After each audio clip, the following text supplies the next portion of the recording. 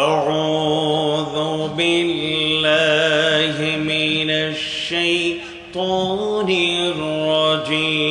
الرجيم بسم الله الرحمن الرحيم اليوم أكملت لكم دينكم وأتممت عليكم نعمتي ورضيت لكم الإسلام دينا قال النبي صلى الله عليه وسلم ذاق طعم الإيمان من رضي بالله ربا وبالإسلام دينا وبمحمد صلى الله عليه وسلم رسولا قال الله تعالى إن الله وملائكته يصلون على النبي يا أيها الذين آمنوا صلوا عليه وسلموا تسليما اللهم صل على محمد وعلى آل محمد كما صليت على إبراهيم وعلى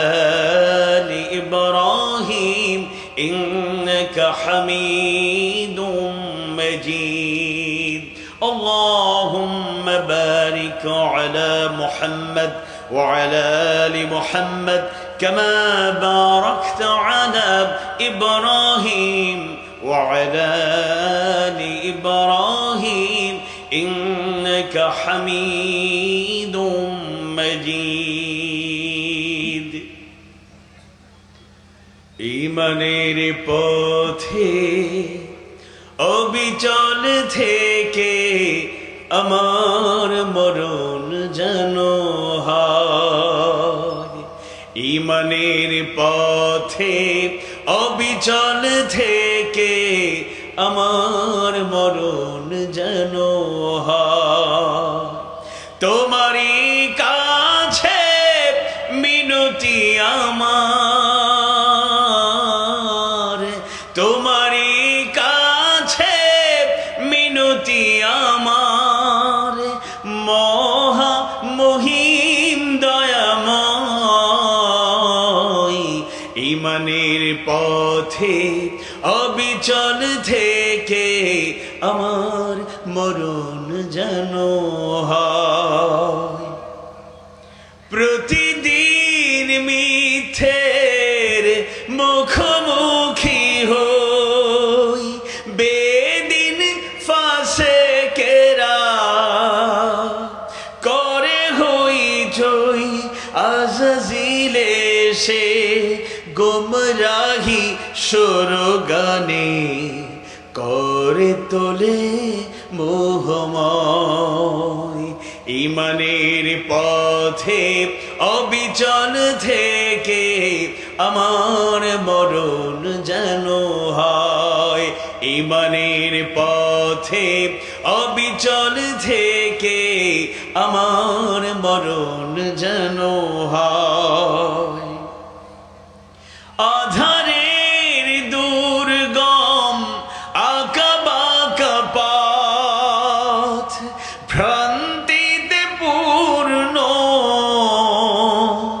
যত মতামত কখনো হঠাৎ নফসের তাড়নায় লাগে সুন্দর মনোময় ঈমানের পথে অবিচল থেকে আমার মরণ যেন হয় ঈমানের পথে অবিচল থেকে আমার মরণ যেন হয় প্রতিক্ষণ সত্যের অবিনাশী ডাক অবিরাম মনটাকে ছুঁয়ে ছুঁয়ে যাক ধুয়ে মুছে দিয়ে দিয়ে পাপ কালেমা স্বপ্ন জাগাও মধুময় ইমানের পথে অবিচল থেকে আমার মরণ যেন হয় ইমানের পথে অবিচল থেকে আমার মরণ যেন হয় তোমারই কাছে মিনতি আমার তোমারই কাছে মিনতি আমার মহা মহিম দয়াময় ইমানের পথে অবিচল থেকে আমার মরণ যেন হয় ইমানের পথে অবিচল থেকে আমার মরণ যেন হয় আমিন ইয়া রাব্বাল আলামিন রব্বি জিদনি ইলমা রব্বি ইশরাহ লি সাদরি ওয়া ইয়াসসির লি আমরি ওয়াহলুল উকদাতাম মিন লিসানি ইয়াফকাহু কওলি বাংলাদেশের ঐতিহ্যবাহী জেলা জয়পুরহাটের পাঁচবিবি দানেজপুর সিরাত মাহফিল উদযাপন পরিষদ কর্তৃক পাঁচবিবি দানেজপুর ডিগ্রি কলেজ ময়দানে ঐতিহাসিক সিরাত মাহফিলের মোহতারাম সভাপতি পাঁচবিবি উপজেলা পরিষদের সাবেক চেয়ারম্যান জননন্দিত জননেতা সমাজসেবক শিক্ষাবিদ প্রভাষক মোহাম্মদ মুস্তাফিজুর রহমান অত্যন্ত গুরুত্বপূর্ণ বক্তব্য রেখেছেন আজকের এই সিরাত মাহফিলের প্রধান অতিথি জয়পুরহাটের তৌহিদ প্রিয় মানুষের প্রাণের স্পন্দন ইসলামী আন্দোলনের ২০ সিপাহসালার বিশিষ্ট শিক্ষানুরাগী ও সমাজসেবক ফজলুর রহমান সাঈদ হাফিজাহুল্লাহ তাআলা আজকের মাহফিলে উপস্থিত হতে পেরে আপনারা খুশি না বেজার হৃদয়ের সবটুকু ভালোবাসা উজাড় করে মাবুদের শুকরিয়া আদায় করছি আলহামদুলিল্লাহ রব্বানা লাকাল হামদ হামদান কাসীরান তাইয়িবান মুবারাকান ফীহ আল্লাহ তাআলা সবাইকে তার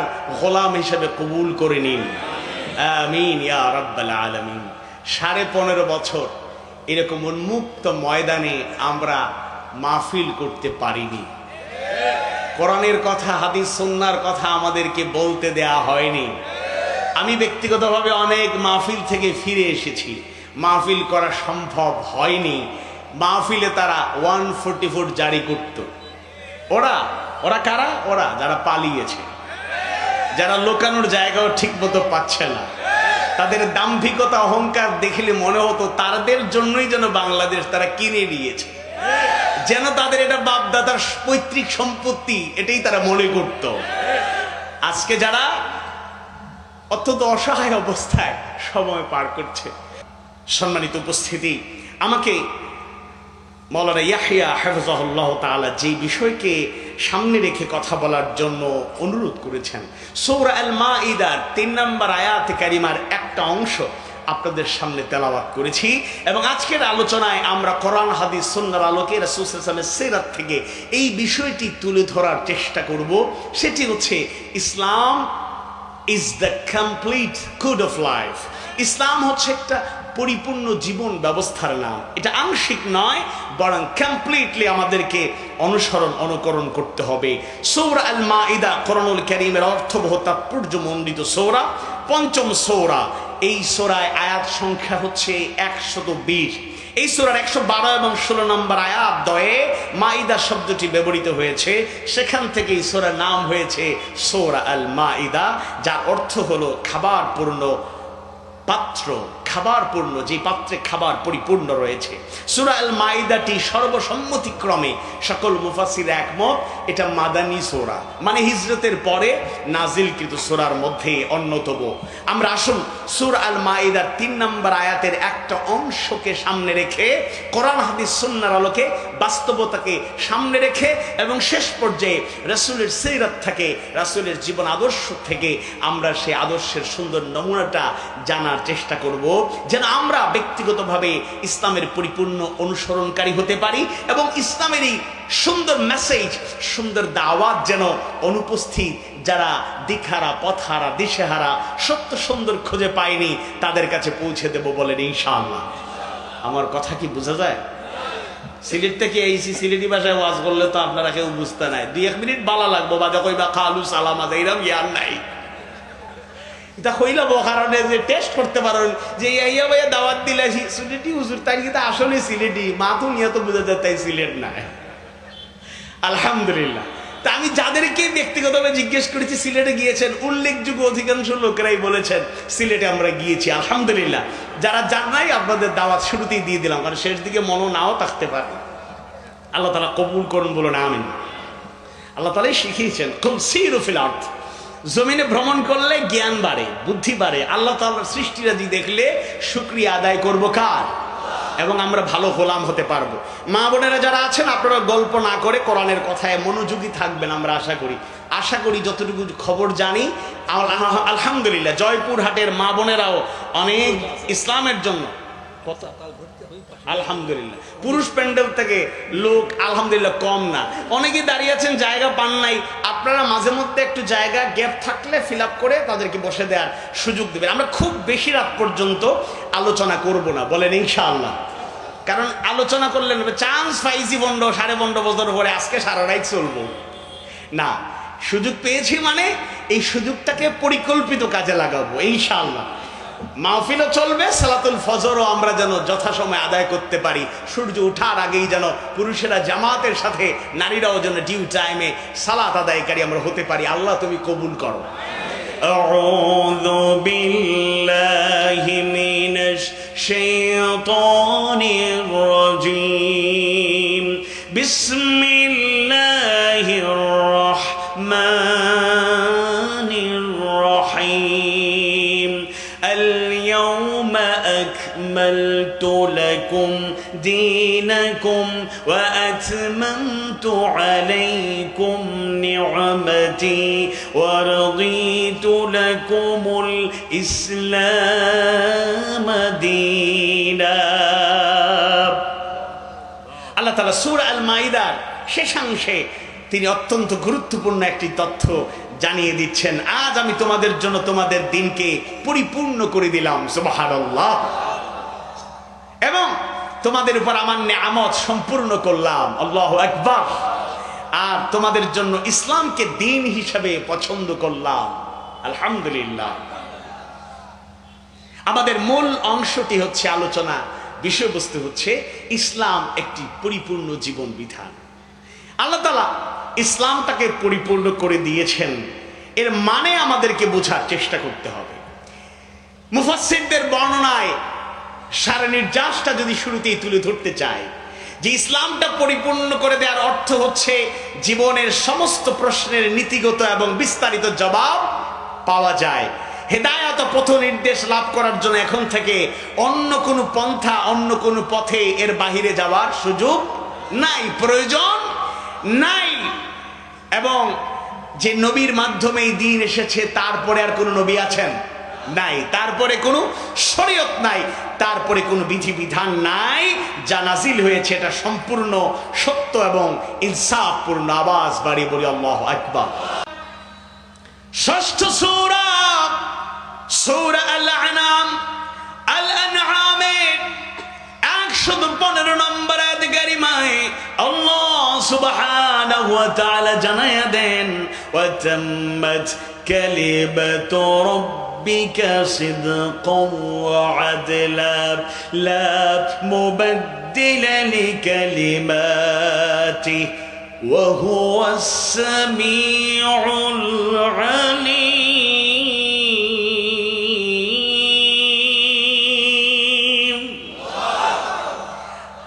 তোমার রবের বাণী সত্য এবং ন্যায়পরায়ণতার দিক থেকে পরিপূর্ণ হয়েছে, তার বাণীসমূহের কোনো পরিবর্তনকারী নেই, আর তিনি সর্বশ্রোতা সর্বজ্ঞানী। বলেন আল্লাহু আকবার। তাহলে আমরা দুটি আয়াতে কারিমা আরো আছে, সেদিকে আমরা যাবো ইনশাআল্লাহ। দুটি আয়াতে কারিমা স্পষ্ট করে দিয়েছে, আরো অসংখ্য আয়াতে কারিমা প্রমাণিত করেছে ইসলাম পরিপূর্ণ জীবন ব্যবস্থা। সুতরাং আর অন্য কোনো দিন খোঁজার কোনো সুযোগ আছে? আওয়াজ বাড়িয়ে বলুন আছে। কষ্ট নিবেন না, কারণ মাহফিলগুলো হয় হেদায়েতের উদ্দেশ্যে। আপনারা কষ্ট নিয়ে গেলে এটা আমারও কষ্ট হবে, আমাদেরও কষ্ট হবে। বুঝার জন্য বলছি, পৌঁছে দেওয়ার দায়িত্ব আমাদের। রাসূল শিখিয়েছেন বাল্লিগু আন্নি ওয়ালাউ আয়া, একটি আয়াত জানলে অন্যের কাছে পৌঁছে দাও। আমরা বাংলাদেশে যারা আছি, আমরা গর্বের সাথে বলি আমাদের দেশ 90% মুসলমানের দেশ, আমাদের দেশ 92% মুসলমানের দেশ। কিন্তু প্র্যাকটিসিং মুসলিম যদি খুঁজতে যাই, তাহলে হতাশ হয়ে ফিরা ছাড়া কোনো উপায় নাই। মুসলমানের সন্তান, অথচ নানাবিধ সমস্যার সমাধানে মানুষের তৈরি করা মতবাদের পিছনে দৌড়ায়, আর পিছনে দৌড়ানোর সুযোগ নেই। যদি ইসলামটাকে আপনি আঁকড়ে ধরতে পারেন, জানতে পারেন, বুঝতে পারেন, তাহলে অন্য কোনো মতাদর্শের পিছনে ছুটবার কোনো প্রয়োজন, আওয়াজ বাড়িয়ে প্রয়োজন। ইমানদার ভাইয়েরা, মুমিন মুমিনা ভাই বোনেরা, আল্লাহ সুবহানাহু ওয়া তাআলা যেই দিন, যেই জীবন ব্যবস্থা আমাদেরকে দান করলেন, এই ইসলামটাকে কিভাবে আমরা পেয়েছি, ইসলাম বলতে কি আমরা বুঝি, এই দিনটাকে পরিপূর্ণরূপে বোঝানোর জন্য আল্লাহ তাআলা হেদায়েতের বাণী দিয়ে বিশ্বনবী সাইয়্যিদুল মুরসালিন মুহাম্মদুর রাসূলুল্লাহ সাল্লাল্লাহু আলাইহি ওয়াসাল্লামকে নাযিল করলেন। সুবহানাল্লাহ। যেন বুঝাতে পারেন দিনটা কি, জীবন ব্যবস্থা কি, আর তার পরিচয়। তিনি যদিও শেষে এসেছেন, কিন্তু নবী রাসূলদের মধ্যে তিনি প্রধান, সাইয়্যিদুল আম্বিয়া, সাইয়্যিদুল মুরসালিন। সুবহানাল্লাহ। আর তার আরেকটা পরিচয়, তিনি শেষ নবী, খাতামুন নবিয়্যিন। তিনি নিজেই বলেছেন, আনা খাতামুন নবিয়্যিন, আমি শেষ নবী, নবীদের শেষ পয়গম্বর, সর্বশেষ। আমার পরে কোন নবী আসবে?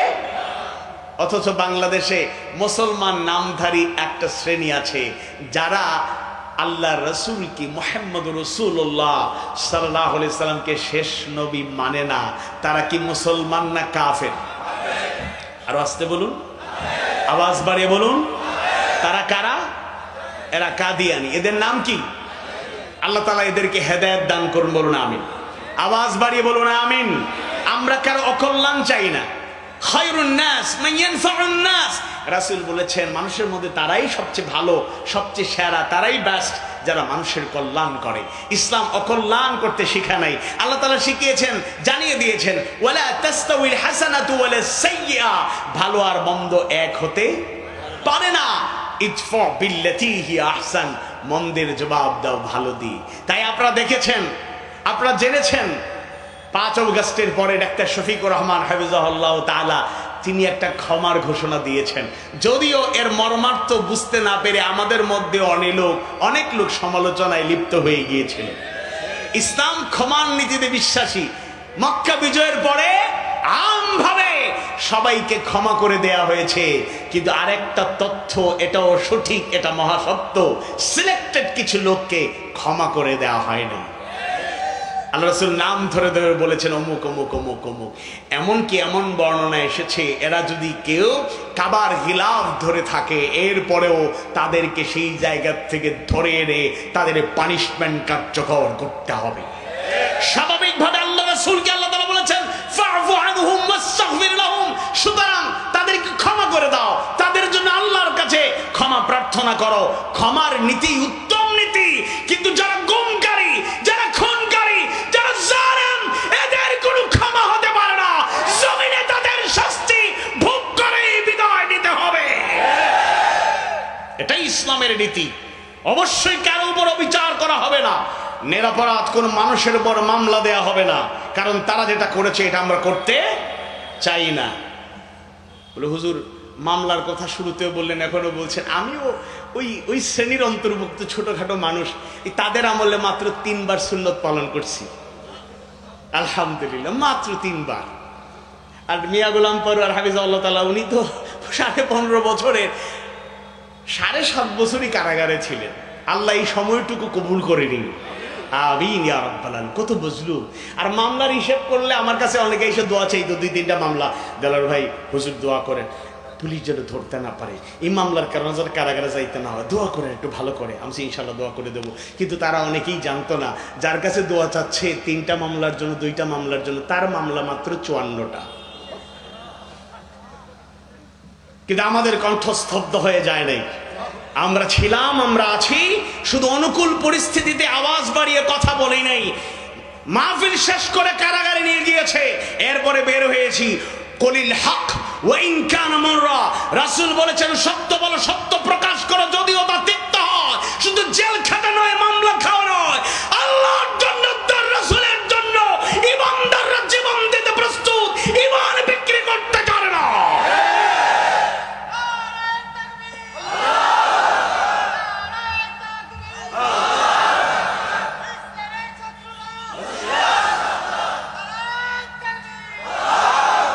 পলিটিক্যাল সেন্স থেকে অনেকেই সেই সব পতিত ব্যক্তিদেরকে পুনর্বাসন কিংবা তাদেরকে কবজায় নিয়ে এসে স্বার্থ সিদ্ধির জন্য হয়তো তাদের আন্ডারস্ট্যান্ডিং তৈরি করতে পারেন। পরিষ্কার বলবো, প্রকৃত দোষী জালেমদেরকেও কাছে টেনে নিলে গাদ্দারি করবেন, মুনাফিকি পরিচয় বহন করবেন। আল্লাহ রাসূল সেই সিদ্ধান্ত জানালেন। একইভাবে আমরা বলতে চাই, যারা প্রকৃত অপরাধী তাদেরকে অবশ্যই সাজা পেয়ে যেতে হবে, এটাই তাদের জন্য ইনসাফ আদব। যারা কাদিয়ানি, তারা ব্যক্তিগতভাবে আমরা অনেককে তাদেরকে চিনিও না, কিন্তু আমরা প্রতিবাদ করি ইমানের দাবি হিসাবে। বাংলাদেশের মুসলমানরা জানে, এবং মোরলেস 53-54 বছর থেকে প্রতিবাদ প্রত্যেকটা সরকারের কাছে, পার্লামেন্টেই সে দাবি উত্থাপন করা হয়েছে, দাবি জানানো হয়েছে, কেউ সাড়া দেন নাই। তবে আমরা আশা করি কাঙ্ক্ষিত সেই সব জায়গায় সংসদে যদি স্বপ্নের মানুষগুলো, সৎ দক্ষ আল্লাহর লোকগুলো যেতে পারে, ইনশাআল্লাহ ঘোষণা দিয়ে কাদিয়ানীদেরকে কাফের ঘোষণা করে জাতির সামনে তাদের মুখ উন্মোচন করা হবে। আমরা যদি ইমানদার হই, দিনকে আমরা গ্রহণ করে ফেলি, অন্যদিকে ছোটার আর দরকার নেই। কয়েকটা আয়াতে কারিমা আপনাদেরকে একটু স্মরণ করিয়ে দেই, কিছু ব্যাখ্যা করব, আর বাকিটা নিজেরা আয়াত পর্যালোচনা করে বুঝে নেওয়ার চেষ্টা করবেন আমরা কেমন ইমানদার। আল্লাহ তাআলা যেই নির্দেশ দিয়েছেন ইমানদারদের, সেই নির্দেশ পালন করা ফরজ না নফল? একটু কষ্ট করে বলুন, ফরজ না নফল? আর আল্লাহ যে নিষেধ করেছেন, যা হারাম করেছেন, তার থেকে বেঁচে থাকা ফরজ না নফল? অথচ আমরা কোথায়? আসুন জেনে নেই আমরা কোথায় আছি। আল্লাহ তাআলা আয়াতে কারিমায় জানায় দেন, তুমিনুনা বিল্লাহি ওয়া রাসূলিহি ওয়া তুজাহিদুনা ফি সাবিলিল্লাহি বিআমওয়ালিকুম ওয়া আনফুসিকুম যালিকুম খায়রুল লাকুম ইন কুনতুম তা'লামুন।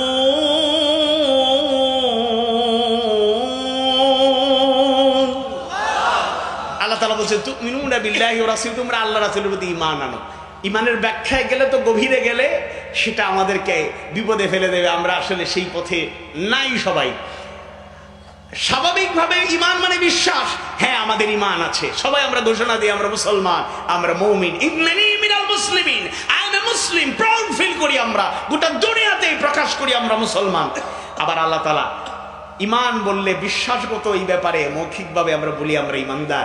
আল্লাহ তাআলার সাথেই বলছেন, ওয়া তুজাহিদুনা ফি সাবিলিল্লাহি বিআমওয়ালিকুম ওয়া আনফুসিকুম, আল্লাহর পথে জান এবং মাল দিয়ে জিহাদ করে। আবার জিহাদ শুনলেই অনেকে পলায়ন করার চেষ্টা করে।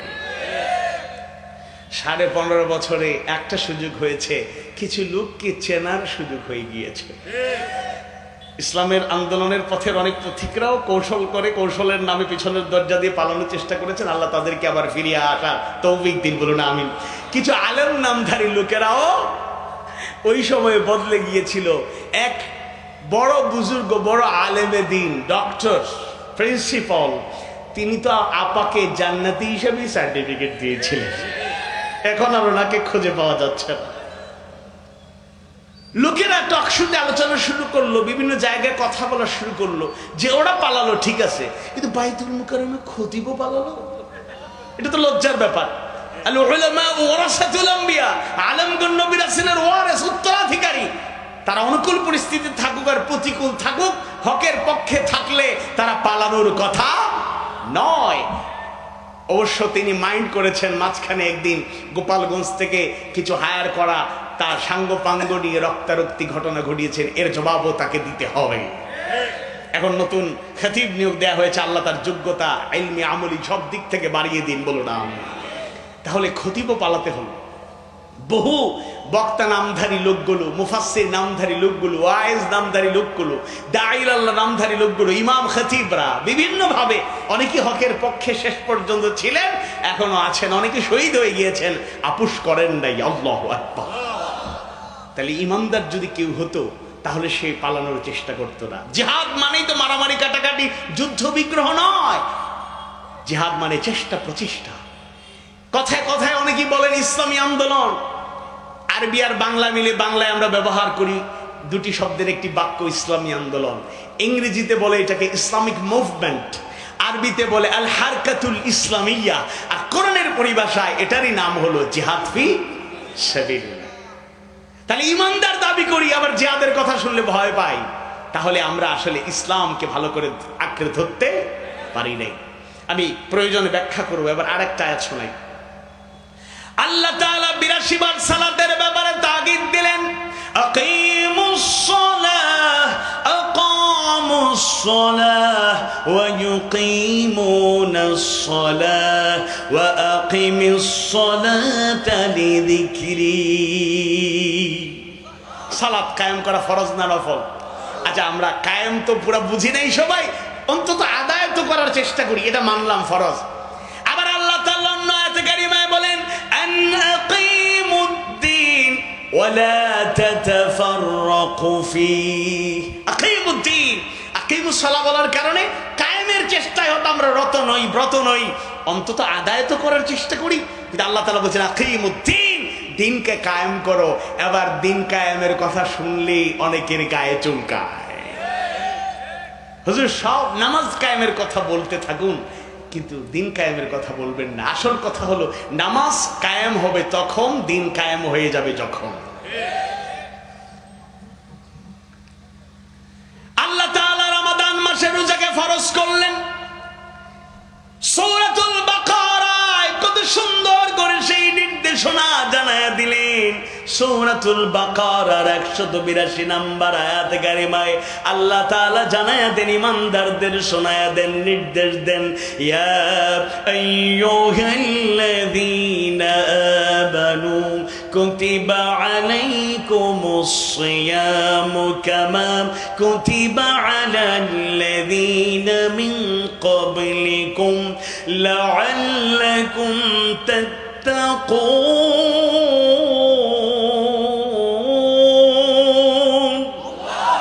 ইয়া আইয়ুহাল্লাযীনা আমানু, হে ঈমানদারগণ, কুতিবা আই ফরিদা আলাইকুমুস সিয়াম, তোমাদের উপর রোজাকে ফরজ করে দেয়া হয়েছে, কামা কুতিবা আলাল্লাযীনা মিন ক্বাবলিকুম, যেভাবে তোমাদের পূর্ববর্তীর উপর ফরজ করা হয়েছিল, লাআল্লাকুম তাত্তাকুন, আশা করা যায় তোমরা মুত্তাকী হবে, তোমরা তাকওয়াবান হয়ে যাবে। সুবহানাল্লাহ। তো কুতিবা আলাইকুমুস সিয়াম বলার কারণে রোজাকে ফরজ মানতে আমাদের কোনো বাধা নাই, যদিও তাকওয়ার গুণ আমরা অর্জন করতে পারি না। আবার আল্লাহ তাআলা অন্য আয়াতে কারিমায় জানিয়ে দেন কুতিবা আলাইকুমুল কিতাল, প্রয়োজনে আল্লাহর পথে চূড়ান্ত লড়াই করা ফরজ। আল্লাহু আকবার। তবে এটা বুঝতে হবে, জিহাদের স্টেপ বাই স্টেপ কাজগুলো জানতে হবে। জিহাদ মানে কিতাল ফি সাবিলিল্লাহ নয়, তবে কিতাল ফি সাবিলিল্লাহ জিহাদের অংশ, এটাকেও ভুললে চলবে। ওই জিহাদের কথা আগে বলেছি, 5টা কাজের সমন্বয়ের নাম জিহাদ, এটা বললে আপনারা বুঝতে সুবিধা হবে। জিহাদের একটা অংশ কিতাল ফি সাবিলিল্লাহ, চূড়ান্ত লড়াই। বদরের প্রান্তরে, উহুদের প্রান্তরে, খন্দকের প্রান্তরে যেভাবে চূড়ান্ত লড়াই হয়েছিল, এটাও জিহাদের একটা সৌন্দর্য, একটা স্টেপ। তবে এটা প্রথম এবং ফার্স্ট কাজ নয়। 1 নাম্বার জিহাদের 1 নাম্বার কাজ হলো দাওয়াত। এক নাম্বার কাজ হলো দাওয়াত, আল্লাহর দিকে ডাকা, রাসূলের দিকে ডাকা, কোরআনের দিকে ডাকা, হাদিস সুন্নাহর দিকে ডাকা, আল্লাহর বন্দেগী করার দিকে ডাকা, জান্নাতের দিকে ডাকা, জাহান্নামের আগুন থেকে বাঁচানোর তাগিদ দেওয়া। সুবহানাল্লাহ। আল্লাহ তাআলা সূরা হামিমা সিজদা 33 নম্বর আয়াত কারিমায় দাঈর আল্লাহর মর্যাদা, তার দায়িত্ব করণীয় সম্পর্কে জানাইয়া দেন। ওয়ামান আহসানু কাওলাম মিম্মান দাআ ইলাল্লাহি ওয়া আমিলা সালিহান ওয়া ক্বালা ইন্নানি মিনাল মুসলিমিন। আর তার কথা চাইতে উত্তম কথা আর কার হতে পারে যে মানুষকে আল্লাহর দিকে ডাকে, শুধু ডাকে না, ওয়া আমিলা সালিহা, আমলে সালেহ করে, নেক আমল করে, ওয়া ক্বালা ইন্নানি মিনাল মুসলিমিন,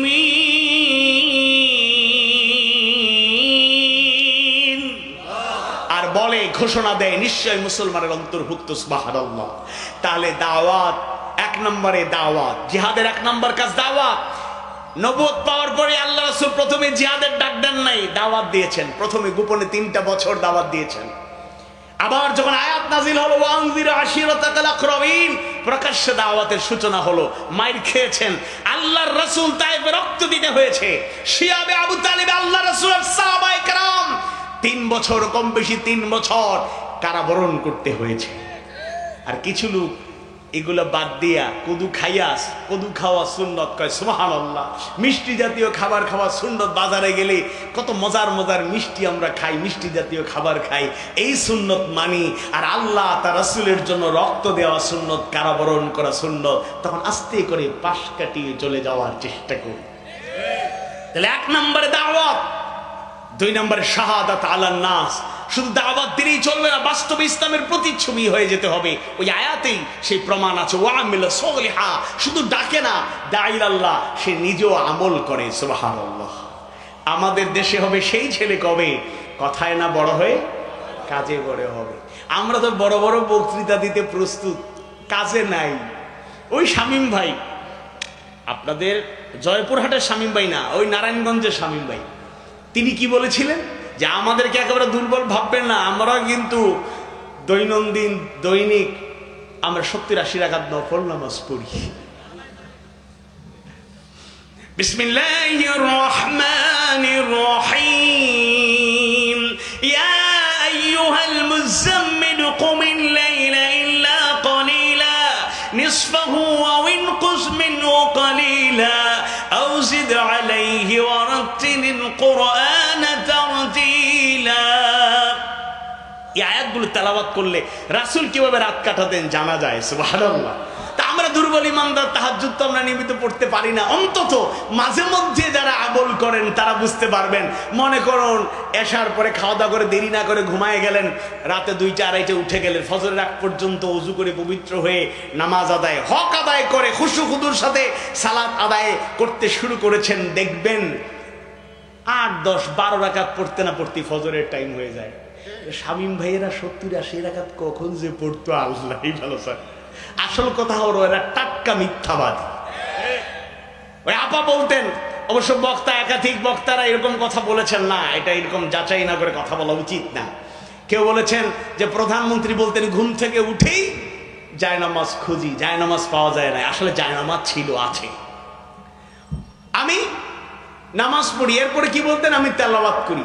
ওনার দলের কর্মীরা খুব প্রাউড ফিল করতেন আর বলতেন আমাদের এমন এক নেত্রী, মহিষী নারী। যাই হোক, কোন সাহাবীর সাথে যে তুলনা করে নেই এর দূরই ভালো, তবে হযরত উপাধি পর্যন্ত তাকে দেওয়া হয়েছে। তো তেলাওয়াতকারী কেউ যদি প্রকৃত হয়, কেউ যদি তাহাজ্জুদ গুজার নফল নামাজকারী হয়, সেই লোক কি মিথ্যা বলতে পারবে? সেই লোক কি খুন করতে পারবে? একটা রিপোর্ট টকশোতে আলোচনা হচ্ছে এবং electronic media, print media, social মিডিয়ায় এই কথাগুলো ছড়িয়ে পড়েছে, ভিডিও ক্লিপ এবং ছবি পাওয়া গিয়েছে। গুরুত্বপূর্ণ ব্যক্তি কয়েকজনের ফাঁসির রায় তারা দিল। সে ক্ষোভ আর রাগ মেটাতে গিয়ে সাবেক অবৈধ প্রধানমন্ত্রী সে ফাঁসির রায় কার্যকর হবে, কিন্তু একজনের ব্যাপারে তার আক্রোশ ছিল বেশি। সে বলল, না, একে ফাঁসি দেওয়া যাবে না, নিজ হাতে আমি জবাই করব। নিজ হাতে একটা মহিলা দেশের রাষ্ট্রপ্রধানের চেয়ারে বসে যে খুন করতে পারে, তার চাইতে বড় পাপিষ্ঠ অন্তত বাংলাদেশে আর কেউ থাকতে পারে না।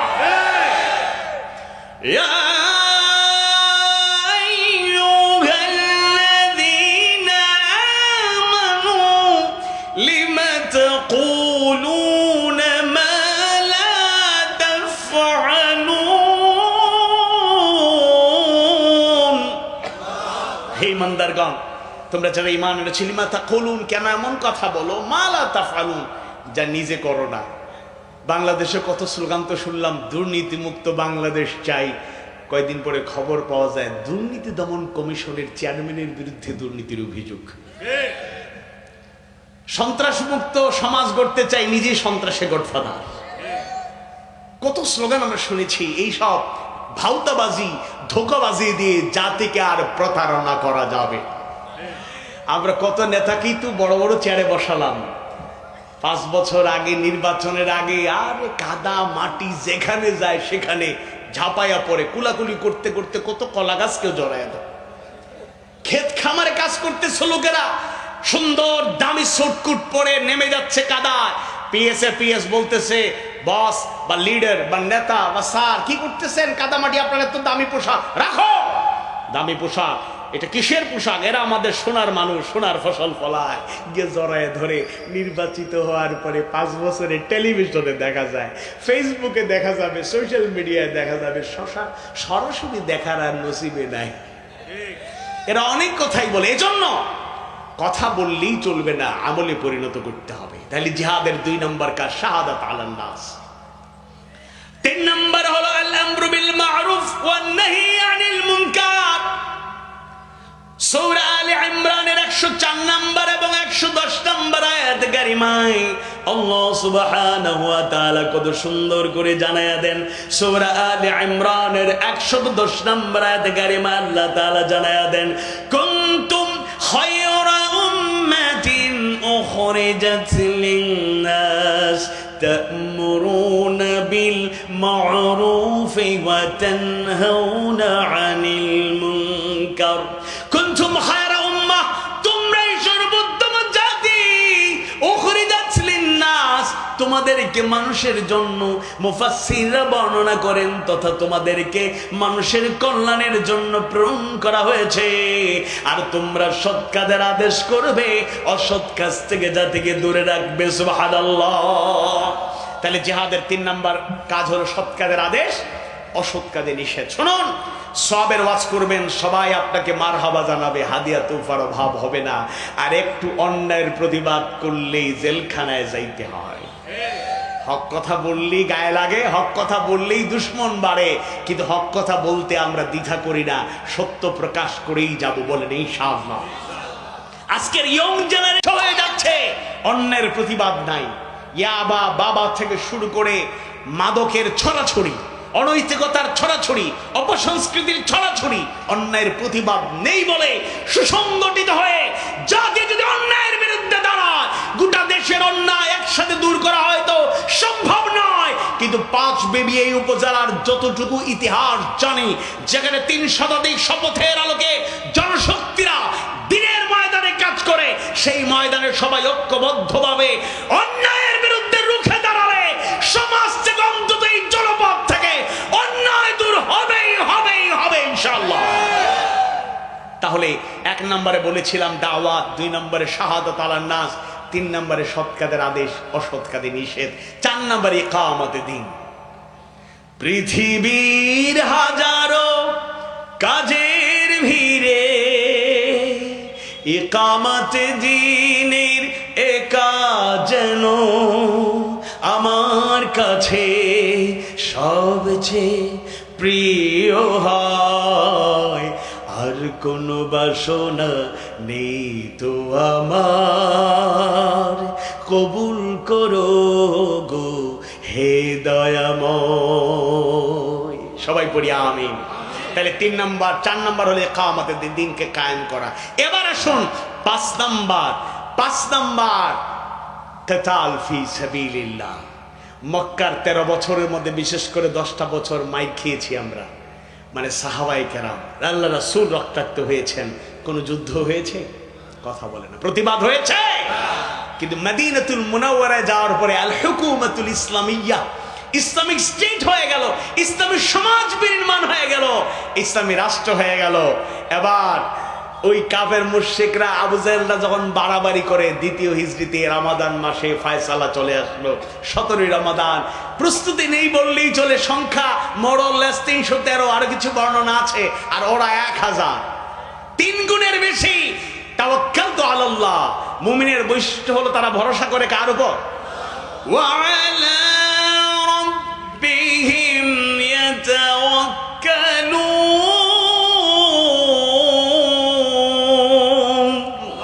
মুমিনের অনন্য গুণ হলো তারা ভরসা করে কার উপর? আল্লাহর উপর ভরসা করে, রাসূলের আনুগত্যকে সুসংহত রেখে। তাওয়াক্কালতু আলাল্লাহ অস্ত্র ছাড়া ঈমানের চেতনায় উজ্জীবিত হয়ে ময়দানে নামলেন। 70 জন কাফেরকে দুনিয়া থেকে বিদায় করে, 70 জনের ঘাড় ধরে বন্দী করে বিজয় নিশ্চিত করেছেন। আল্লাহু আকবার। এজন্য ধৈর্য ধরতে হবে। 4টা কাজের মধ্যে আমরা আছি। যদি ইসলামী বসুন্ধরা হয়ে যায়, তখন আমরা প্রয়োজনে বাড়াবাড়ি করলে, তখন ফায়াকতুলুনা ইয়াকতালুন, মারওয়ার মরো বলেন ইনশাআল্লাহ।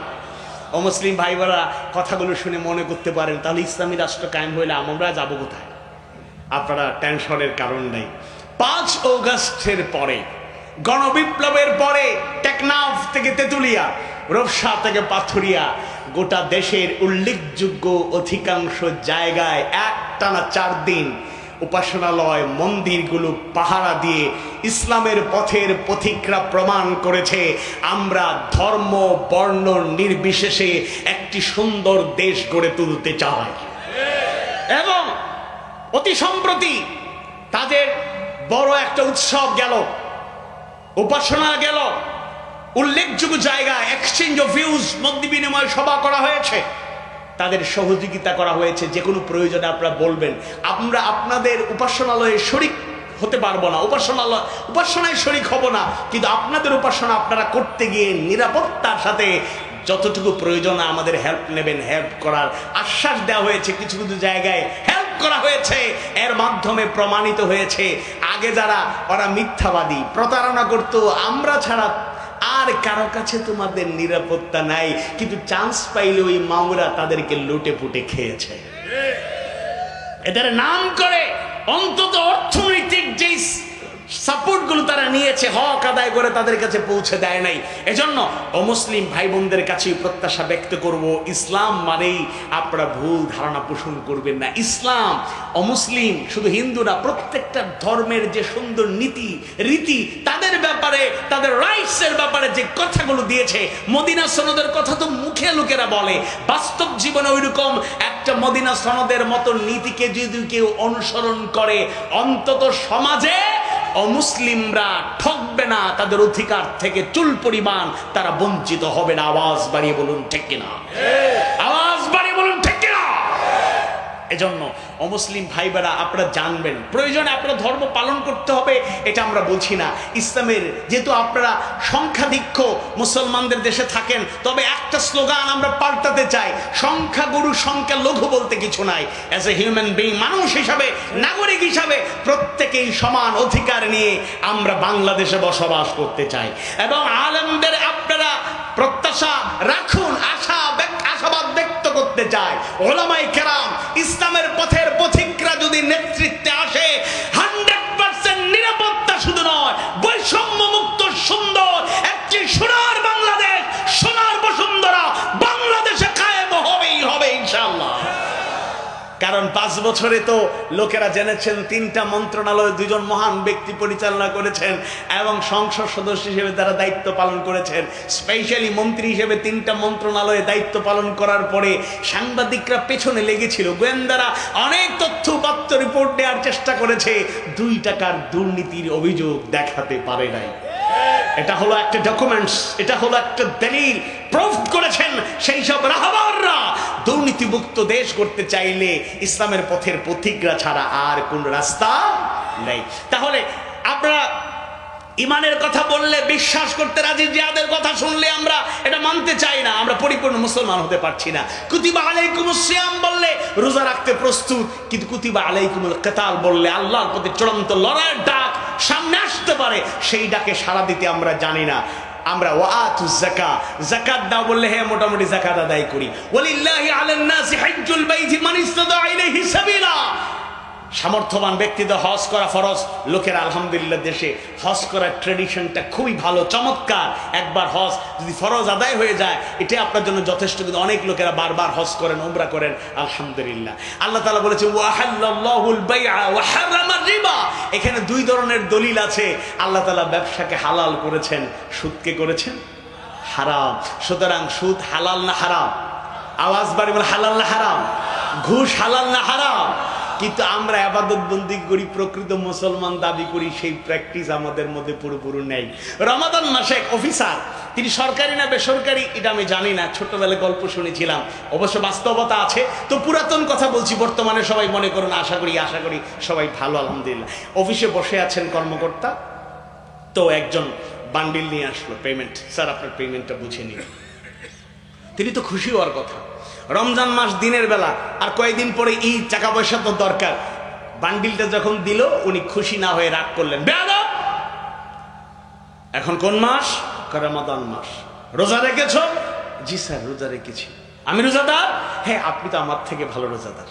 তাহলে দিনের বেলা দিন দুপুরে এই কাজটা রোজা রেখে কেমনে করলা? I am sorry for that sir, ভুল হয়ে গেছে, এরকম আর করবো না, ভবিষ্যতে খেয়াল রাখবো।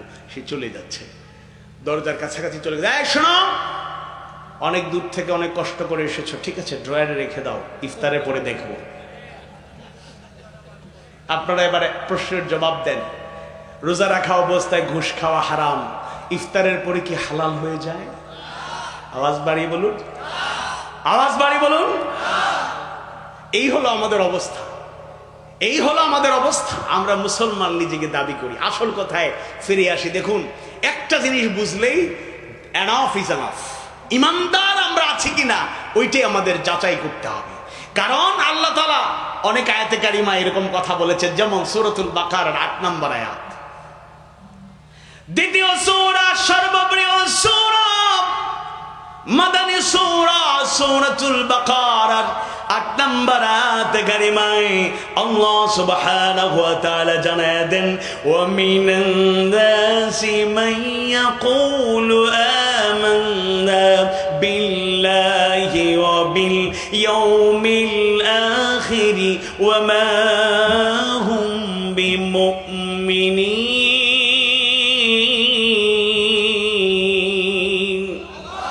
আর মানুষের মধ্যে এমন কিছু লোক আছে যারা বলে আল্লাহর প্রতি ঈমান এনেছি, আখিরাতের দিনের প্রতি ঈমান এনেছি, আল্লাহ তাআলা বলেন, অথচ এরা মুমিন নয়। আওয়াজ বাড়ি বলি নাউযু বিল্লাহ। তাহলে ওরা কারা? সকল মুফাসসিররা বলেছেন এরা মুনাফিক।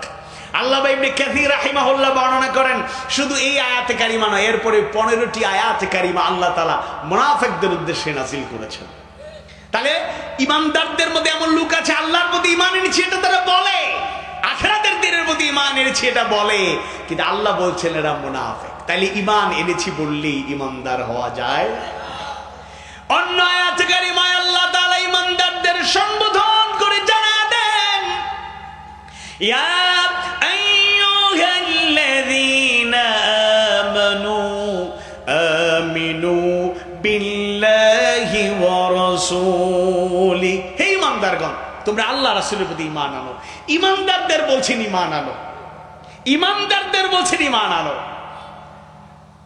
মুফাসসিররা বর্ণনা করেন ঈমানদারদের ঈমান আনা বলাটা ঠিক আছে, তবে প্রথমত ইয়া আইয়ুহাল্লাযীনা আমানু বলার মাধ্যমে আল্লাহ তাআলা ওই সব ঈমানদারদেরকে আহ্বান করেছেন যারা শুধু ঘোষণা দিয়েছে, বলেছে আমরা আল্লাহ তাআলার রাসূলের প্রতি ঈমান এনেছি, এখনো আমলে ফি'লি ওয়া আমালি, কর্মে এবং কাজে এখনো ঈমানদার হয় নাই। তাদেরকে বলছেন শুধু মুখে ঘোষণা দিলেই চলবে না, আমিনু বিল্লাহি ওয়া রাসূলি, আল্লাহ এবং তার রাসূলের প্রতি ঈমান আনো। মনে রাখবেন ঈমানদার হতে চাইলে এই কালেমার যেটা ঘোষণা আমরা দেই, শাহাদা পাঠ করি, এটার মাধ্যমে ঈমানদার। তবে এটাকে 3 ভাবে আঁকড়ে ধরতে হবে। কয় ভাবে? 3 ভাবে। কয় ভাবে?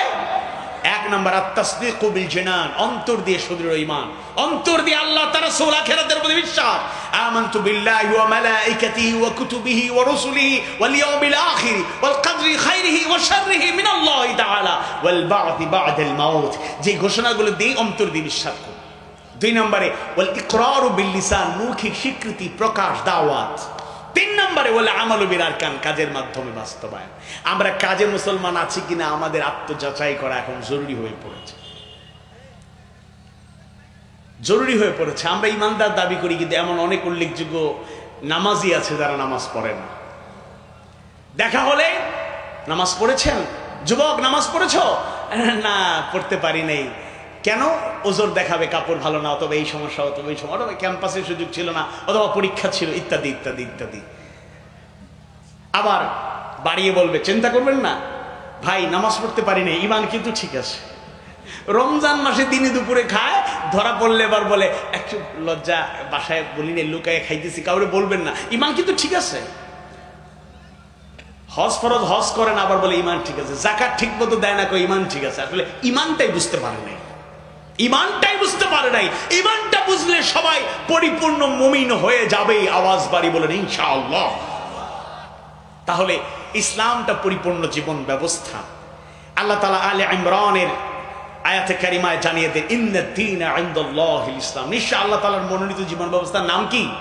ইসলাম। এবং অন্য পথে গেলে কি হবে আল্লাহ তাআলা সেই কথাও জানিয়ে দিয়েছেন, সেই কথাও জানিয়ে দিয়েছেন। وَمَن يَبْتَغِي غَيْرَ الْإِسْلَامِ دِينًا فَلَن يُقْبَلَ مِنْهُ وَهُوَ فِي الْآخِرَةِ مِنَ الْخَاسِرِينَ।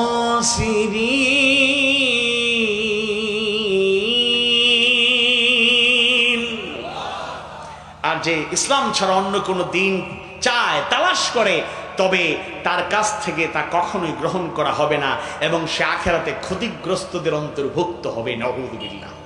ইসলাম পাওয়ার পরে আপনি অন্যদিকে যাচ্ছেন কেন? অন্যদিকে কেন যাবেন?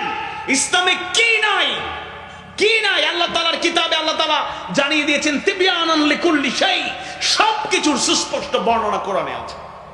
ব্যক্তিগত জীবনে কোন সমস্যায় ভুগছেন, ফিরে আসুন কোরআনের দিকে, ফিরে আসুন হাদিস সুন্নাহর দিকে, ফিরে আসুন ইসলামের দিকে। পারিবারিক জীবনে যত অশান্তি আছে খুঁজে দেখবেন, ইসলাম নাই যেই পরিবারে, ওই পরিবারে শান্তি নাই। ডিভোর্সের সংখ্যা বাড়ছে, বাড়ছে, আত্মহত্যার পরিমাণ বাড়ছে। অন্যতম কারণ ইসলামের চর্চা নাই। ডিভোর্স, ইসলামের চর্চা যেই পরিবারে আছে, ওই পরিবারে ডিভোর্সের সংখ্যা নাই বললেই চলে, খুবই কম। বাস্তব কারণে ডিভোর্স হয়, অন্যথায় অযথা কথায় কথায় ডিভোর্স হয় না। আচ্ছা, মনে করুন মা বোনেরাও শুনছেন, সমাজের ডিভোর্স, সংসার ভাঙার অন্যতম প্রধান কারণ কি?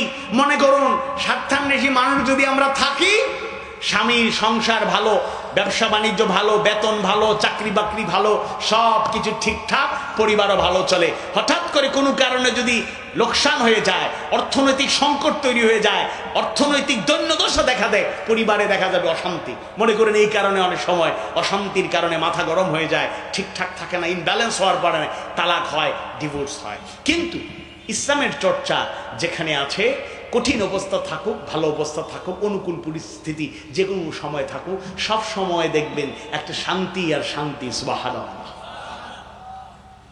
ইমাম সাহেবদের খবর নেবেন, ইমামদের, হ্যাঁ কিছু কিছু জায়গায় ইমামদের অনেক সম্মান, দুনিয়ার হাদিয়া, সম্মান, তোহফা সবকিছু আছে, কিন্তু বাংলাদেশের উল্লেখযোগ্য ইমামদের বেতন বড় কম। মুয়াজ্জিনদের বেতনের কথা নাই বললাম, কিন্তু কিন্তু খোঁজ খবর নিয়ে দেখবেন ইমাম সাহেবের সংসারে যতটুকু শান্তি, কোটিপতি মুতাওয়াল্লির ঘরে তদ্দূর শান্তি নাই। মুয়াজ্জিন সাহেবের পরিবারে যদ্দূর শান্তি, সেক্রেটারি জেনারেল কোটি কোটি টাকার মালিক ঘরে গিয়ে দেখবেন শান্তি নাই। একজন উস্তাদ, মাদ্রাসা মক্তবে ফুরকানিয়া মাদ্রাসার সাধারণ শিক্ষক, বেতন 6 মাসে বকেয়া হয়ে যায়, এরপরে দেখবেন পরিবারে আলহামদুলিল্লাহ শান্তি আছে, কিন্তু মাদ্রাসার সভাপতি, লাখপতি দেখবেন তার ঘরে গিয়ে শান্তি নেই। আপনারা অন্যরা মাইন্ড করবেন না, আমি একটা উদাহরণ দিতে বুঝাতে গিয়ে বলছি কেন আলেমদের ঘরে, উস্তাদদের ঘরে, ইমামদের ঘরে, খতিবদের ঘরে শান্তি থাকে। এর অন্যতম কারণ দিনের চর্চা। সুবহানাল্লাহ, এটা প্র্যাকটিক্যাল কথা বলছি। ইয়া আইয়ুহাল্লাযীনা আমানু কু আনফুসাকুম ওয়া আহলিকুম নারা। ইসলামী আন্দোলনের পরিবারগুলোর বৈশিষ্ট্য হলো প্রতি সপ্তাহে একটা পারিবারিক বৈঠক, কোনো কারণে যদি মাসে 4টা বৈঠক না করা যায় 3টা বৈঠক, অন্তত 2টা বৈঠক পারিবারিক বৈঠক হয়। পারিবারিক বৈঠক, পারিবারিক আলাপ আলোচনার মাধ্যমে পরিবারের সদস্যদেরকে দিনের চর্চা দেওয়ার চেষ্টা করা হয়। একজন ইমাম তার স্ত্রীর পুরোপুরি হক আদায় করতে পারে না। একজন আলেম হয়তো অর্থনৈতিক সমৃদ্ধি না থাকার কারণে সন্তানদের চাহিদা পুরোপুরি আদায় করতে পারে না। একজন ইসলামের পথের পথিক হালাল রুজি রোজগার করার কারণে হয়তো মা বাবাকে সন্তুষ্ট করতে পারে না, ভাই বোনের চাহিদা মেটাতে পারে না, কিন্তু দিনের ইলম আমল থাকার কারণে মাঝে মধ্যে চোখের পানি ছেড়ে দিয়া পরিবারের সদস্যদের বোঝায়, দেখো আমি চাইলে হারাম উপার্জন করতে পারবো, এইদিকে ওইদিকে ঝাঁকছানি দিয়ে ডাকছে, আমি হারাম উপার্জন করে চাহিদা পূরণ করতে পারবো, কিন্তু বিনিময়ে আমি নিজেও জাহান্নামী হব, সবাইকে নিয়ে জাহান্নামে যাব। কিন্তু অভাব অনটন লেগে আছে, যা রুজি করি হালাল রুজি কষ্ট করে সবরের সাথে সবাই মিলে যদি একটু কষ্ট করে স্যাক্রিফাইস করে, দুনিয়াতে অভাব থাকবে, দুনিয়াতে অনটন থাকবে, এক বেলা খাবো আরেক বেলা খেতে পারবো না, এক ঈদে নতুন জামা পাবো আর কত ঈদ যাবে নতুন জামা পাবো না, শীতের সময় নতুন শীতের পোশাক হয়তো সন্তানদেরকে দেয়া যাবে না, কিন্তু সবরের সাথে দুনিয়ার জীবন কয়েকটা দিনের জীবন, অল্প সময়টা যদি একটু কষ্ট করে কাটিয়ে দেই, ইনশাআল্লাহ আখিরাতে আল্লাহ যদি জান্নাতে এক টুকরো জায়গা করে দেয়, ওই জান্নাতে কোনো অভাব বলতে কিছু নাই। সুবহানাল্লাহ। দিনের চর্চা থাকার কারণে শুধু ওয়াজ আর নসিহত নয়, আরো কিছু বিষয় আছে। যারা আল্লাহকে ভয় করে, আল্লাহর জিকির যাদের অন্তরে থাকে, তারা নীরবে নিভৃতে দুনিয়ার মানুষকে দেখানোর জন্যই শুধু দোয়া করে না, মাঝে মাঝে রাতের গভীরে অন্ধকারে নিশ্চুপ যখন দুনিয়ার মানুষ আরাম করে ঘুমায়া থাকে, আল্লাহর প্রিয় বান্দা বান্দিরা কারো কাছে চায় না, হাত পাতে না, কিন্তু এমন এক মালিকের সামনে মাথা নত করে দেয়, সিজদায় অবনত হয়ে চোখের পানি ছেড়ে দিয়া আল্লাহর কাছে চাওয়ার মতো চায়, যার কারণে মনের মধ্যে প্রশান্তি আল্লাহ তাআলা দান করেন, আর জান্নাতে তার চাওয়া পাওয়া আল্লাহ তাআলা পূরণ করে দেন। আবার আল্লাহ চাইলে দুনিয়াতে বরকত দিয়া জীবনটাকে ভরপুর করে দেবেন। আল্লাহু আকবার। এজন্য ইসলামের চর্চা থাকবে যেখানে, সেখানে শান্তি অনিবার্য, শান্তি আসবে। আমি আপনাদের সামনে আরজ রাখতে চাই, যে কোনো ক্ষেত্রে দেখুন, আমরা কথায় কথায় ফতোয়া দেই। কি ফতোয়া দেই? যে গান বাজনা মিউজিক হারাম। শুধু হারাম ফতোয়া দিতে আমরা অভ্যস্ত, কিন্তু বিকল্প কিছু দিতে আমরা প্রস্তুত নই। এখানে সাংস্কৃতিক যে পরিবেশনা আছে, হ্যাঁ মাঝে মধ্যে ওয়াজের মাহফিলে বেশি সাংস্কৃতিক পরিবেশনা হলে অনেক দাঈল আল্লাহ মুফাসসির ওয়াইজ একটু মাইন্ড করেন যে বেশি গান গজল বেশি হইলে অনেক সময় একটু কেন জানি মানুষের হৃদয়টা অন্যদিকে চলে যায়, সুরের মূর্ছনায় মানুষ আন্দোলিত হয়, আলোচনায় মনোযোগ থাকে না। তো আমরা বলবো কি, অপসংস্কৃতির বিপরীতে সুস্থ সংস্কৃতির বিকাশটাও একটা চেষ্টা। শুধু অপসংস্কৃতি গান বাজনা হারাম, কিন্তু হালাল যে ইসলামী সংস্কৃতি আছে, সংস্কৃতি মানেই তো খারাপ না। Culture is the way of life. সংস্কৃতি আমাদের জীবন চলার পথে। আমরা কথা বলি, কথা বলার সময় যদি সুন্নতি তরিকায় কথা বলি, কাউলান মারুফা, কাউলান কারীমা, কাউলান লাইয়িনা, কাউলান সাদীদা, কথা বলতে গিয়ে যদি সেই সৌন্দর্যগুলো লালন করি, কথা বলা ইসলামী সংস্কৃতি। যে কোনো কাজ করতে গিয়ে, আমি এখন পানি পানের প্রয়োজন, পানি পান করি, আমার মনোযোগ নাই, বাম হাত দিয়ে পানি পান করতেছি, দাঁড়াইয়া পানি পান করতেছি, বিসমিল্লাহ বলি না, খাওয়ার পরে আলহামদুলিল্লাহ বলি না, এক ঢুকে 2 লিটার পানি খাইতেছি, এত তৃষ্ণা আমার। কিন্তু এই পানি খাওয়াটাকে যদি একটু সুন্দর করতাম, গ্লাসটা পরিষ্কার আছে কিনা পরিষ্কার করে পরিচ্ছন্ন এক সুন্দর পানিগুলো নিয়ে বিসমিল্লাহ বলে 3 বারে যদি 3 ঢুকে অন্তত পানি পান করতাম, খাওয়ার পরে আলহামদুলিল্লাহ বলতাম, তাহলে এটা তো একটা সুন্নাত আমল হয়ে যেত। এটাই ইসলামিক সংস্কৃতি। চা কফি খাওয়ার সময় টক শুতে দেখবেন ইচ্ছা করে কিছু লোক ইচ্ছা করে বাম হাত দিয়ে এগুলা, এটা ফ্যাশনে পরিণত হয়েছে। কিন্তু আমরা যারা এই সুদকে পাল্টে দেব, এই সুদকে পাল্টে দেব, আমরা ছাত্র জীবনে আমি ক্লাস 10 থেকে এই আমল করার চেষ্টা করেছি। গুড়ালির উপরে প্যান্ট পাজামা যেন থাকে, ওই সময় থেকে এই প্র্যাকটিসটা ছিল। তো মাঝে মধ্যে প্যান্ট কিনলে দেখা যায় লম্বা হয়ে যায়, টেইলার্সের দোকানে গেলে টেইলার্সের অনেকগুলো করে হাসতো, আরে মিয়া বোকা লাগবে, তোমাকে আনস্মার্ট লাগবে। আমরাও মুচকে মুচকে হাসতাম, লোকেরা মনে করতো ছেলেগুলো আনস্মার্ট বোকা, কিন্তু আসলে আমরা বোকা নই। দেখবেন এখন ইউরোপ আমেরিকা অনেক জায়গায় বড় বড় লোকেরাও এখন গুড়ালির উপরে প্যান্ট পরে। একদিকে এটা নিচে পড়া হারাম, আমরা এই আমলটাও করি, পাশাপাশি মেডিকেল সায়েন্সের দৃষ্টিতে এখানে গোড়ালিটা ঢেকে রাখলে একজন পুরুষের জন্য তার বিশাল একটা ক্ষতির কারণ হতে পারে। ব্যাখ্যা দিলাম না, বুঝতে পেরেছেন? এই জন্য একটা সুন্নত মানা মানে সুন্নত নয়, এখানে বিজ্ঞান আছে, সায়েন্স আছে, এখানে জাগতিক কল্যাণ আছে। যদি জাতি বুঝতো, ইসলাম থেকে দূরে থাকতে পারত না। এই প্রসঙ্গে আমি শেষ কথা বলবো, সেটি হচ্ছে ইসলাম পরিপূর্ণ জীবন ব্যবস্থা, প্রতিটি ক্ষেত্রে ইসলামকে মানতে হবে। এবার যেহেতু সিরাত সম্মেলন, আমি রাসূলের ব্যাপারে একটা উক্তি, 2টা উক্তি, একটা খাদিজা রাদিয়াল্লাহু আনহার উক্তি, যে উক্তি থেকে রাসূলের চারিত্রিক সৌন্দর্যের বহিঃপ্রকাশ ঘটেছে, আরেকজন অমুসলিম দার্শনিকের উক্তি, যেখান থেকে আল্লাহর রাসূলের জীবন যে আমাদের জন্য কত বড় নেয়ামত, এটা আমরা উপলব্ধি করব। আল্লাহ রাসূলের বয়স যখন 40 হয়ে গেল, আল্লাহর পক্ষ থেকে জিবরাইল আলাইহিস সালাম নাজিল হয়ে গেলেন। ইলমুল ওয়াহির ধারাবাহিকতা শুরু হয়ে গেল, নাজিল হয়ে গেল। বিসমিল্লাহির রহমানির রহিম। ইকরা বিসমি রাব্বিকাল্লাযী খালাক খালাকাল ইনসানা মিন আলাক। ইকরা ওয়া রাব্বুকাল আকরাম আল্লাযী আল্লামা বিল কলম আল্লামাল ইনসানা মা লাম ইয়ালাম। আল্লাহু আকবার। ওহী নাজিল হলো। আল্লাহ রাসূল অসুস্থতা বোধ করলেন, বাড়িতে গেলেন, খাদিজা রাদিয়াল্লাহু আনহাকে বললেন, জাম্মিলুনি জাম্মিলুনি, আমাকে কম্বল দিয়ে আচ্ছাদন করো, কম্বল দিয়ে আচ্ছাদন করো। এবং তিনি খাদিজা রাদিয়াল্লাহু আনহার কাছে একটা আশঙ্কা প্রকাশ করলেন, লাকাদ খাশিতু আলা নাফসি, খাদিজা আমি আমার নফসের ব্যাপারে, আমার প্রাণের ব্যাপারে আমি আশঙ্কা করছি। তিনি কিছুটা অসুস্থতা বোধ করলেন, কিছুটা ভীতির প্রকাশ তার জবান থেকে বের হলো। খাদিজা রাদিয়াল্লাহু আনহা তার কাছে, তার জন্য কত মায়া, কত মমতা। আল্লাহ রাসূল খাদিজাকে কত ভালোবাসতেন, আর খাদিজা রাদিয়াল্লাহু আনহা আল্লাহ রাসূলকে কত ভালোবাসতেন। তারা একে অপরের কত আপন ছিলেন, তার বহিঃপ্রকাশ, তার ঘোষণা এসেছে।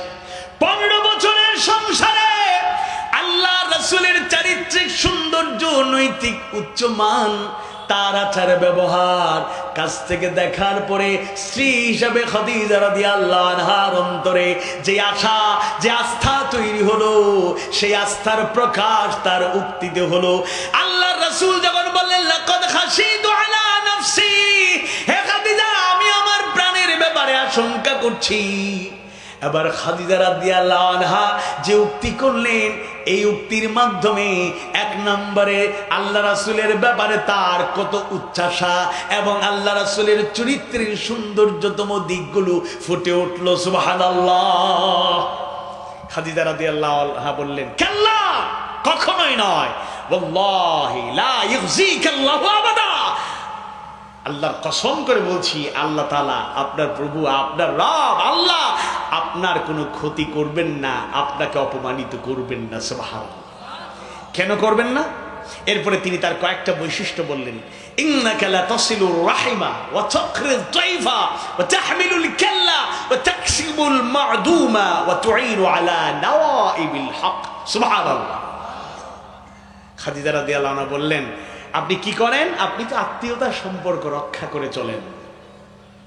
আল্লাহ রাসূলকে বলছেন কেন আপনার ক্ষতি হবে না, আল্লাহ ক্ষতি করবেন না, আপনি আত্মীয়তার সম্পর্ক রক্ষা করে চলেন, আপনি মেহমানদারি করেন, অসহায় লোকদের বোঝা আপনি বহন করেন, আপনি নিজে অর্থ উপার্জন করে অভাবীদের মধ্যে বিলিয়ে দেন এবং ভালো কাজে সহযোগিতা করে থাকেন। সুবহানাল্লাহ বলবেন না? তাহলে আল্লাহ রাসূল তার আদর্শটা কেমন ছিল? 15 বছরে খাদিজা রাদিয়াল্লাহু তার কাছ থেকে দেখার মাধ্যমে তিনি আত্মবিশ্বাসী হয়ে গেলেন যে তার স্বামী বিশ্বনবী মুহাম্মদুর রাসূলুল্লাহ কেমন মানুষ ছিলেন। তিনি আত্মীয়তার সম্পর্ক রক্ষা করে চলেন। আর আমরা, আল্লাহ মাফ করুক, সাহায্য করুক, আমাদের এই দুর্বলতা কাটিয়ে ওঠার তৌফিক আল্লাহ তাআলা দাও, বলেন আমিন।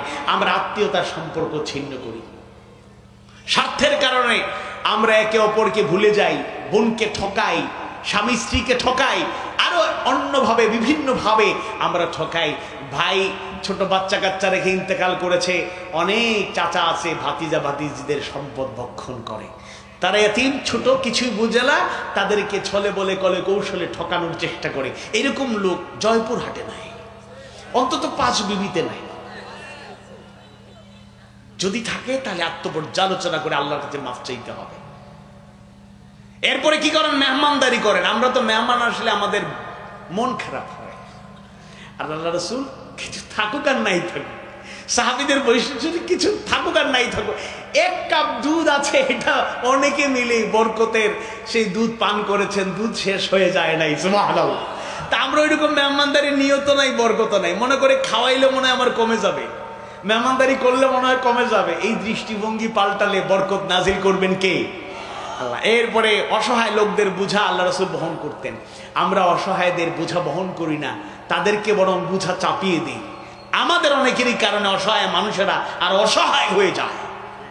নিজের অর্থ উপার্জন করে নিজের প্রাসাদ নির্মাণে আমরা ব্যস্ত, অট্টালিকা গড়ে তুলতে ব্যস্ত, গাড়ি বদলাতে ব্যস্ত, আমরা শৌখিন লাইফ লিড করছি, নিজের স্বার্থকে প্রাধান্য দিচ্ছি।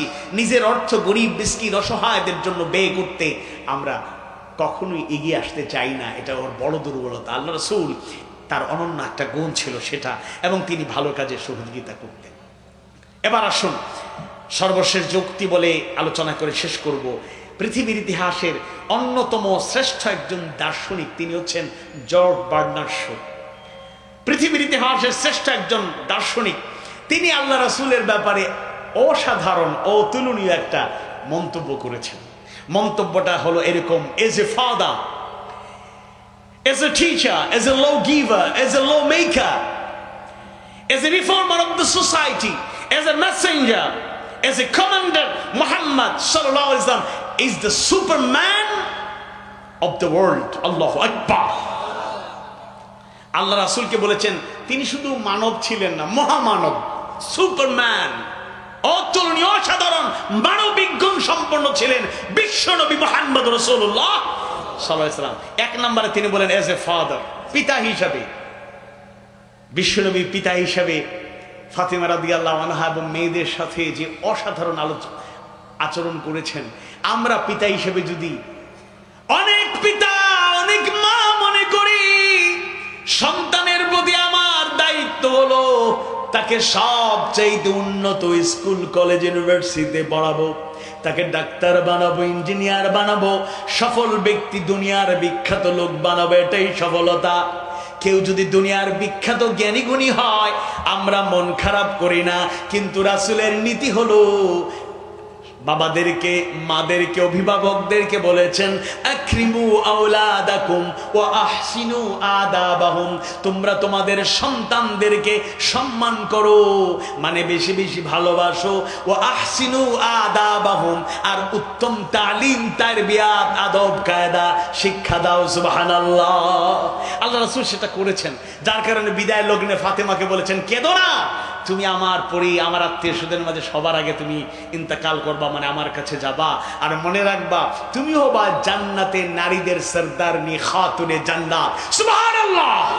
এটা রাসূলের মেয়ে হিসাবে ফাতেমার এই মর্যাদা নয়, ফাতেমাকে ওইভাবে তিনি তৈরি করেছেন। এজ এ টিচার, তিনি শিক্ষক হিসাবে কেউ কেউ বলবে মূর্খরা, বুদ্ধিজীবী নামের অনেক কলঙ্করা বলবে কই নবী তো জ্ঞানী ছিলেন না, দুনিয়ার কোনো জ্ঞান তার ছিল না, মূর্খ।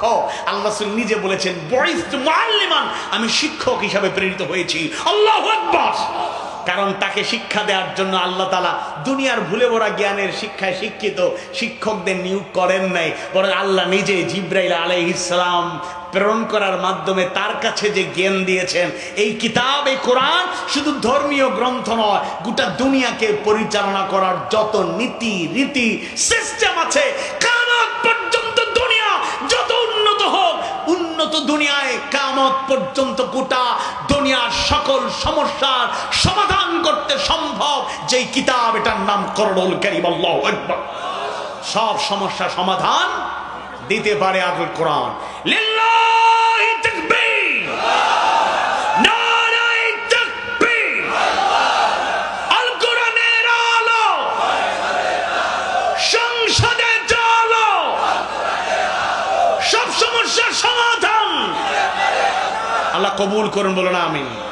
সেই জ্ঞানে জ্ঞানী, এমন জ্ঞান, যালিকাল কিতাব, এটা এমন একটা কিতাব লা রাইবা ফি, ভুল ত্রুটি থাকা দূরের কথা, সন্দেহ করার মতো কিছু নাই। সুবহানাল্লাহ। এর পরের দুইটা উক্তির ব্যাপারে একটু মন্তব্য আছে। As a low giver, as A low maker, মানে আল্লাহ তাআলা আসলে মূলত আইন প্রণেতা। আইন দেন কে? আওয়াজ বাড়ি বলুন কে? তারা। তার উক্তিতে এসেছে রাসূল আইন প্রণেতা। আসলে আল্লাহ রাসূল আইন প্রণেতা না, আইন প্রয়োগকারী। আর আইন যিনি প্রণয়ন করেন, মূল আইনদাতা যিনি, তিনি কে? আওয়াজ বাড়িয়ে বলুন কে? আলা লাহুল খালকু ওয়াল আমর। আমরা যে আল্লাহর জমিনে আইনের কথা বলি, এটা কোন সংগঠনের বানানো, কোন জামাত ইসলামী বা কোন সংগঠনের বানানো কথা নয়। আল্লাহ এই জমিনে সৃষ্টি করেছেন, তার বান্দার দায়িত্ব হলো তার তৈরি আইন দিয়ে জমিন পরিচালনা করতে হবে। এরপরে আল্লাহ রাসূলকে বলা হয়েছে as a reformer of the society, সমাজ সংস্কারক হিসাবে। দেখুন, যে আইয়ামে জাহিলিয়া, দ্য এজ অফ ইগনোরেন্স, অজ্ঞতার যুগে কত নোংরামি, নষ্টামি, ভ্রষ্টামি ছিল জাহিলি জামানা। সব নষ্টামি ভ্রষ্টামিকে দলিত মথিত করে যে মানুষগুলো ছিল পৃথিবীর সবচেয়ে জঘন্য, খেয়ারকুম ফিল জাহিলিয়া খেয়ারকুম ফিল ইসলাম, যারা ছিল সবচেয়ে খারাপ, তারা এত সদ্বুৎকৃষ্ট হয়ে গেলেন। আল্লাহ তাআলা সার্টিফাই করলেন রাদিয়াল্লাহু আনহুম ওয়া রাদওয়ান। আল্লাহ তাদের উপর সন্তুষ্ট, তারাও আল্লাহর উপর সন্তুষ্ট। সুবহানাল্লাহ।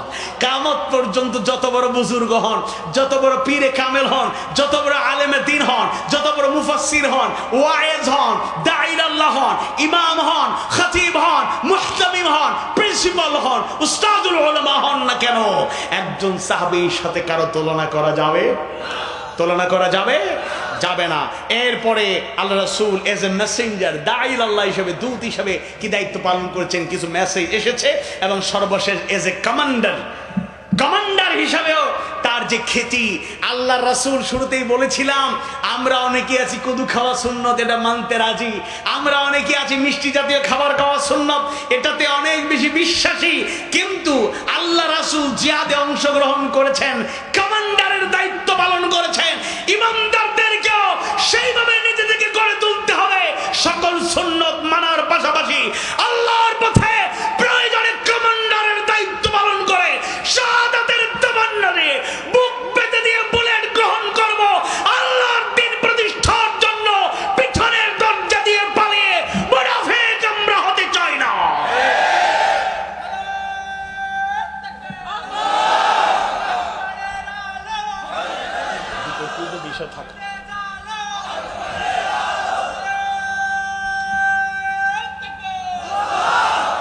আপনাদের কথা শুনে ভালো লেগেছে। অনেক জায়গায় শিখিয়ে দিতে হয়, আল কোরআনের আলো ঘরে ঘরে জ্বালো। হ্যাঁ, ঘরে ঘরে জ্বালতে হবে, কিন্তু যেই জায়গায় জ্বলে উঠলে গোটা দেশে এক মুহূর্তে একটা সুইচ, একটা সিদ্ধান্ত জানিয়ে দিলে পৌঁছে যাবে, ওইটা হলো সংসদ।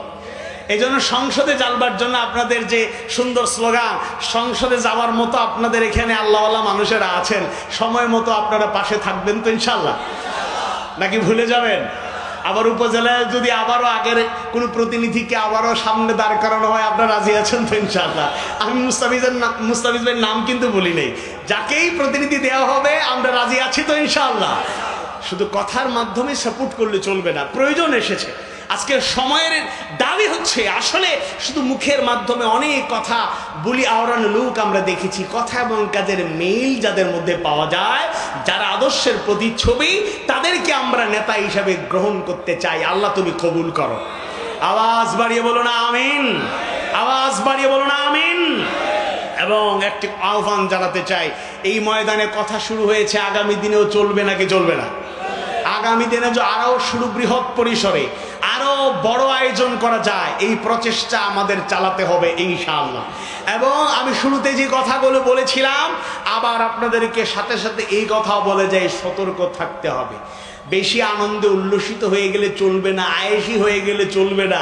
ওরা পালিয়েছে মানে আমরা খুব নিরাপদ, এরকম মনে করার কোনো কারণ নাই। অতন্ত্র প্রহরীর মতো জেগে থাকতে হবে, সোচ্চার থাকতে হবে। প্রয়োজন হলে আবারও রাজপথে নেমে জুলুমতন্ত্রের বিরুদ্ধে যেভাবে আমরা আমাদের ছাত্র সমাজ বুক পেতে দিয়েছে, শহীদ আবু সাঈদ, শহীদ মুগ্ধরা যে ইতিহাস রচনা করে গিয়েছে, এই ইতিহাসকে ম্লান হতে আমরা দেব না। প্রয়োজনে আমরা তাদের উত্তরসূরি হিসাবে দেশ গড়ার কাছে ভূমিকা পালন করব। আল্লাহ তাআলা তৌফিক দিন, আমিন।